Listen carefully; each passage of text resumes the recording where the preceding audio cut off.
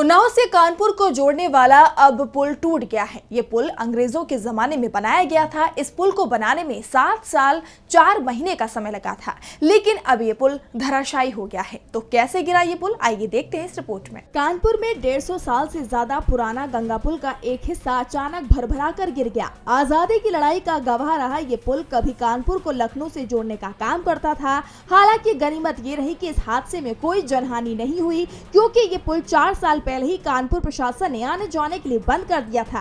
कानपुर और उन्नाव जिले को गंगा नदी से जोड़ने वाला अंग्रेजों के जमाने के इस गंगा पुल की खासियत थी कि इस पर ऊपर वाहन चलाया करते थे और नीचे साइकिल और पैदल सवार गुजरते थे।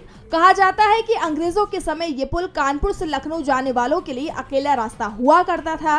लोग कानपुर से उन्नाव फिर लखनऊ में प्रवेश करते थे। अंग्रेजों के जमाने का ये पुल आजादी की लड़ाई का गवाह रहा और एक बार क्रांतिकारी जब गंगा पार कर रहे थे तब अंग्रेजों ने इस पुल के ऊपर से उन पर फायरिंग कर दी थी। हालांकि इसके पिलर्स में आई दरारों के कारण लोगों की सुरक्षा को देखते हुए पुल को खतरा मानते हुए पीडब्ल्यूडी के द्वारा इसे बंद कर दिया गया था।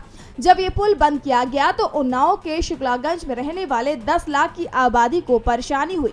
इसको चालू करने के लिए उन्नाव के सांसद से लेकर कई विधायक और मंत्रियों ने मुख्यमंत्री से लेकर प्रशासन तक दौड़ लगाई थी, लेकिन कानपुर आईआईटी ने इसकी चेकिंग करके बता दिया था कि ये पुल जर्जर है और चलने लायक नहीं है और कभी भी गिर सकता है। ये पुल अंग्रेजों ने 1874 में बनवाया था, जिसे अवध एंड रोहिलखंड कंपनी ने बनवाया था।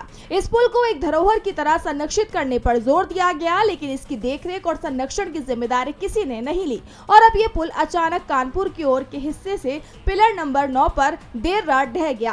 पुल के ढहने की आवाज इतनी बुलंद थी कि आसपास के घरों तक इस पुल के गिरने की आवाज पहुंची, जिसके बाद स्थानीय लोगों ने इसके ढहने की तस्वीर रात में ही देखी और सुबह यहां से गुजरने वाले हर किसी के लिए पुल का ढह जाना अचंभित था। फिलहाल प्रशासन की ओर से इस पुल के हिस्से के गिरने वाले हिस्से को गिराने का काम किया जा रहा है, क्योंकि नीचे से नदी में नाव से लोग सफर भी करते हैं। अगर कोई और हिस्सा गिरा या नीचे गंगा नदी में कोई नाविक हुआ तो जान का खतरा बन सकता है। वहीं अब इस बात पर अधिकारी लगे हुए हैं कि क्षतिग्रस्त हुए हिस्से के अलावा बचे हुए हिस्से को कैसे संरक्षित किया जाए। डीवी लाइव यूपी उत्तराखंड की न्यूज।